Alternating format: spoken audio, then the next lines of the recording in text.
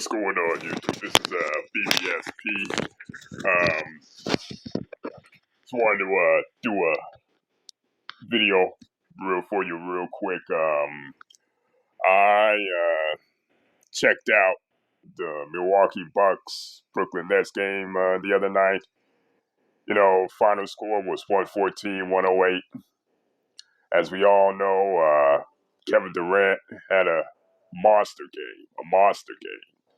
49 points, 17 rebounds, 10 assists. Mid-range game was on point, cooking every defender in front of him, scoring at will, and here's my thing. Like, he answered the bell. I mean, I can't sit here and hate. I'm not going to hate on this guy.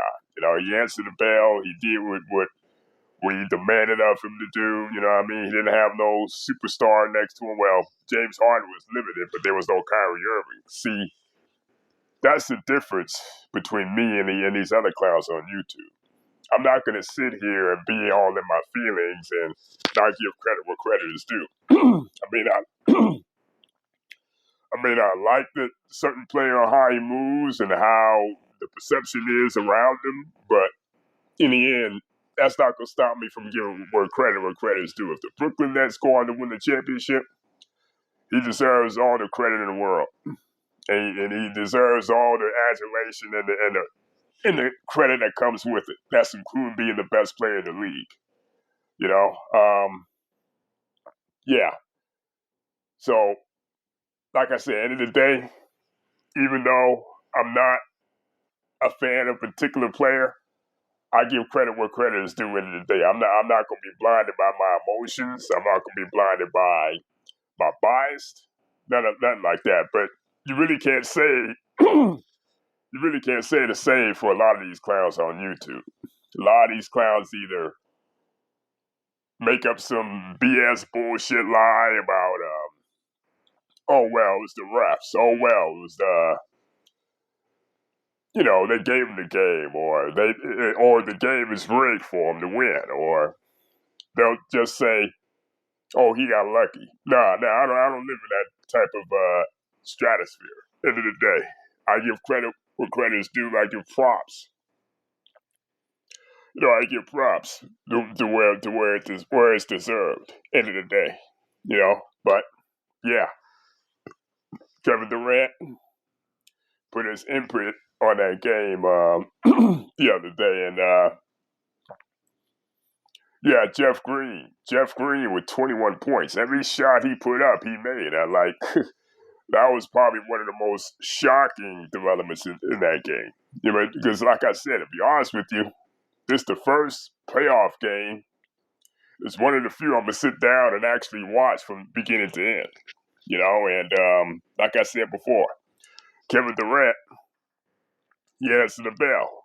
You want to be the best player in the league. You want to be the creme de la creme. You want to be the best player in the league. You want to be the man, right? You want to be known as the guy at the standard bearer. Well, you got to live up to that standard.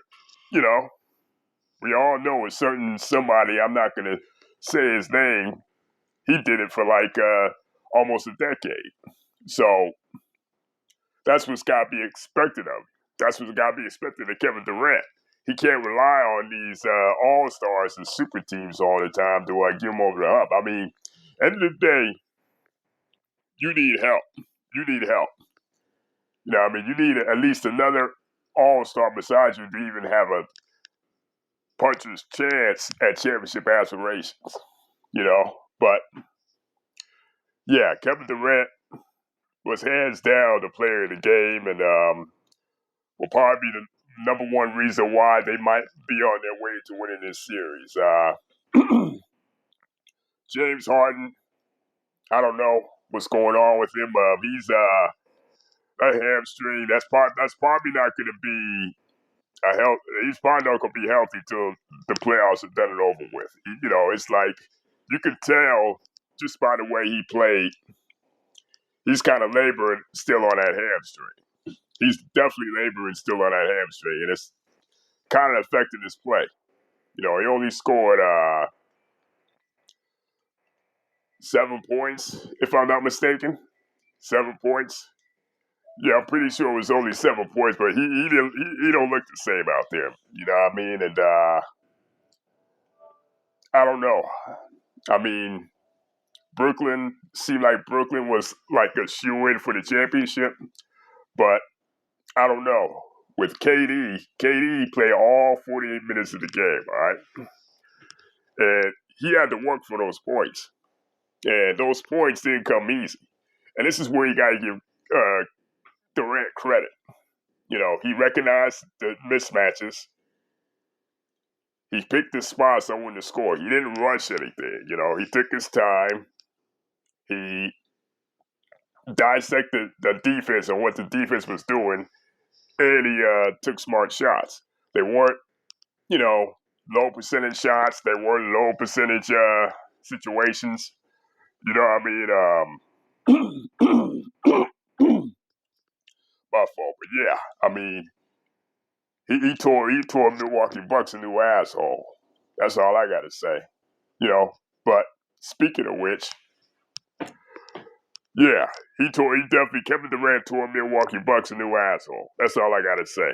But to the Milwaukee Bucks, like I haven't seen a team that's so low IQ, so dumb, so stupid as hell that they can't do the simple little things to keep a 20-point lead. You know, I can say right now, as good as Kevin Durant has played and shit, right? As good as this dude played, I don't care what nobody says.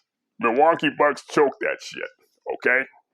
Milwaukee Bucks choke that shit. I don't care what. You can spin it however you want it. You know, the coach, you know, I know I keep continue saying that Coach Bud is at fault here, which he is. But end of the day, man, like, my dude, Bang, my dude Bang, if you're not subscribed to Bang, subscribe to him now. He's got good content. But Bang said it best. Some of the responsibilities got to fall on these players, man. Like, what the hell was Chris Middleton and Drew Holiday doing out there, man? They basically choked that shit, and it's solely the reason because one of the main reasons, because of goddamn Chris Middleton and Drew Holiday. I'm convinced now that you're not gonna win no championship as Chris Middleton as your number 2 option. That's all there is to it. You're not gonna win that. You're not gonna win no kind of, you know, any type of championship aspirations. Any type of championship aspirations. Chris Middleton ain't it. Chris Middleton ain't it. Drew Holiday ain't it either. For all they went through all that trouble to make that trade, but yet, you know what? They would have probably better off just keeping Eric Bledsoe. Eric Bledsoe had a career year with the Pelicans, if I'm not mistaken. But Giannis Antetokounmpo, man, he's the one that disappointed me the most. You're taking a fadeaway shot over James Harden, right? You know James Harden is hurt. You know James Harden is he can't move. Take his ass in the post and punish him.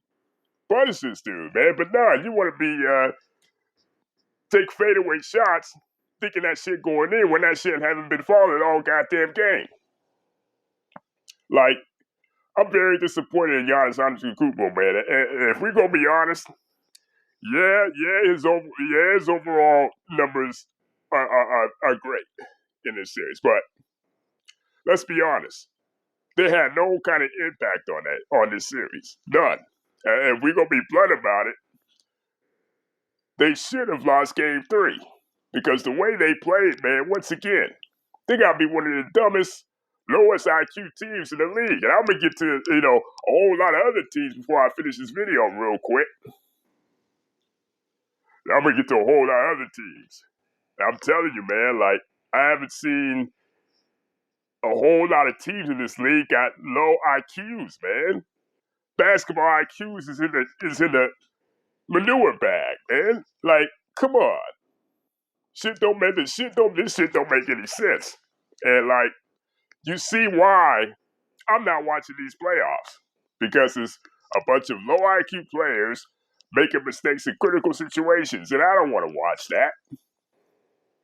I mean, it's just simple basketball IQ, basketball 101, and you got even the star players. Even the star players are succumbing to this shit, and it's like it's making the games unwatchable, man.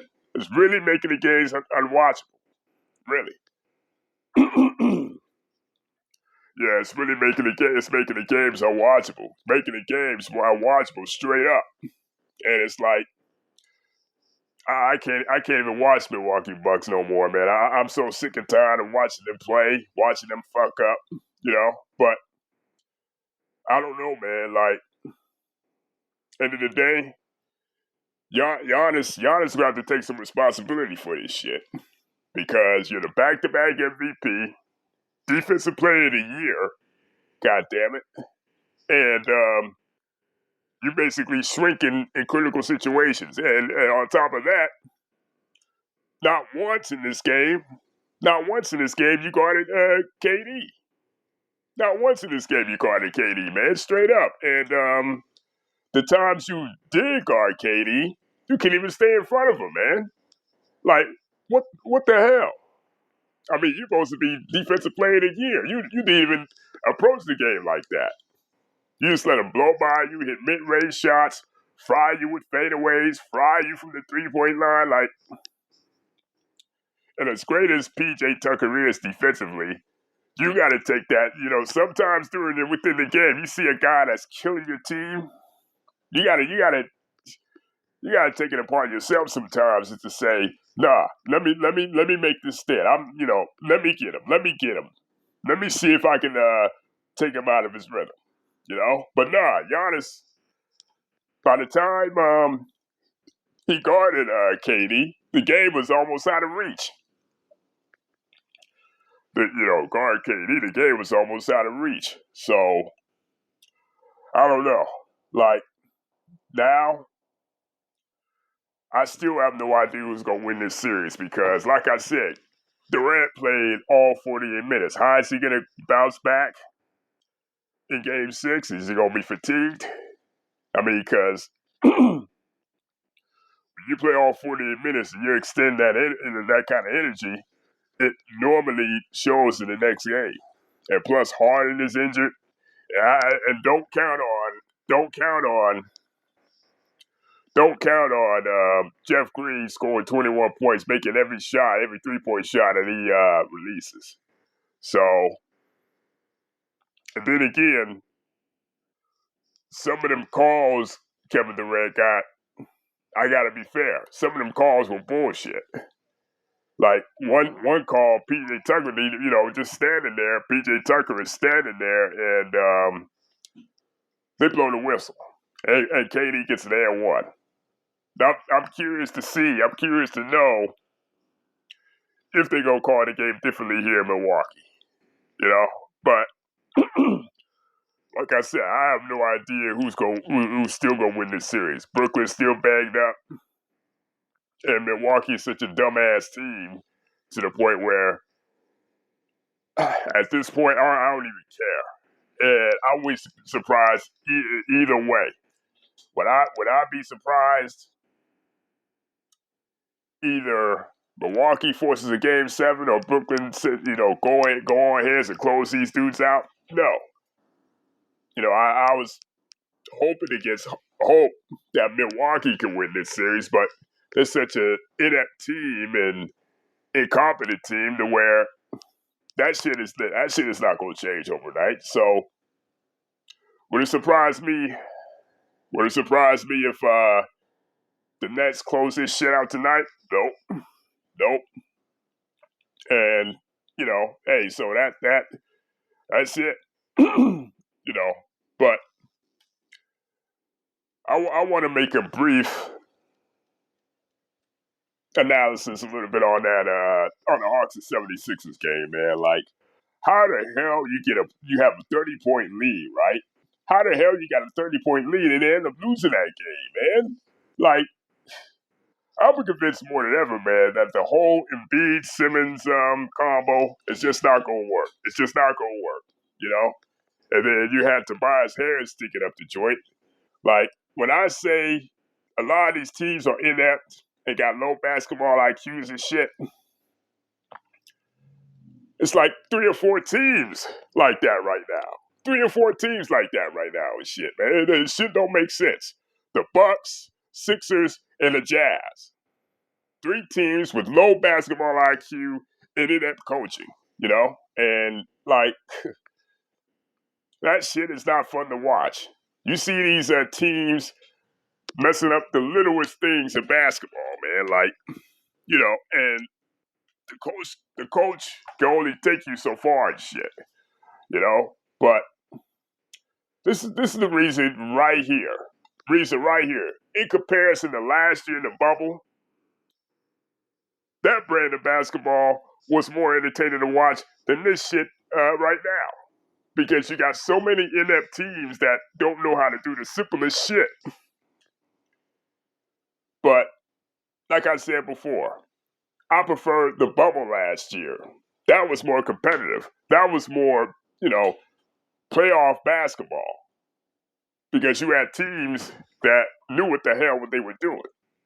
Knew how to call a simple play. Knew how to call a simple pick and roll. Knew how to call a man-to-man defense. 3-2 zone. 2-3 zone. You know? And, yeah. I got better things to do with my time than to watch basketball that's playing at a low level. Basketball playing at a low level right now is bullshit. You know, and you got a lot of inept teams in the league, man. And right now, the future of the league, it's not looking good, man. You know what I mean? I might sound like a hater and shit, but I'm just being honest here. The future of the league is not looking good. You got big man taking threes instead of going down low, punishing mismatches and shit. You got every player in the league thinking they're a 3-point specialist. Every goddamn player in the league. Fucking goddamn Brook Lopez. All his points came from shooting the 3-pointer. Not one time he scored down. Not one time he scored down low. Not one time. And it's just, it's getting on it breaks my nerves. It's getting on my nerves with all this in-depth basketball, man. I'll still do scoreboard watch, but as far as watching this shit, ain't no way. I can't do it. And if we get a team like Utah and Brooklyn in the finals, Brooklyn might sweep these dudes, you know? Because Utah is another team with low basketball IQ and inept coaching, man.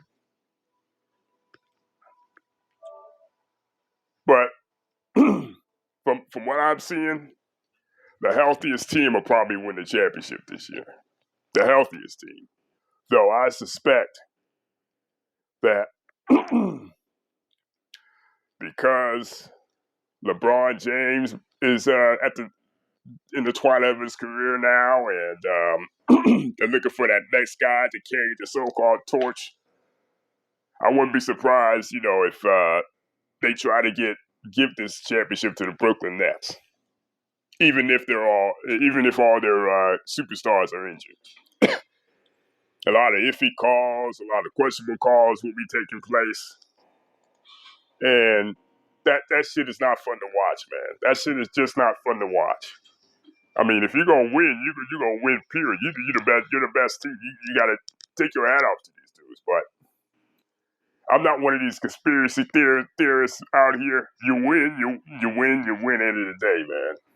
But I don't know. I give KD his props. He beasted. Had one hell of a game, probably the best game of his career. But some of them calls were bullshit. You know, I'm calling it like how I see it. But tell me what everybody thinks hit the like, subscribe. If you're not subscribed, subscribe. And I'll get at you with the next video.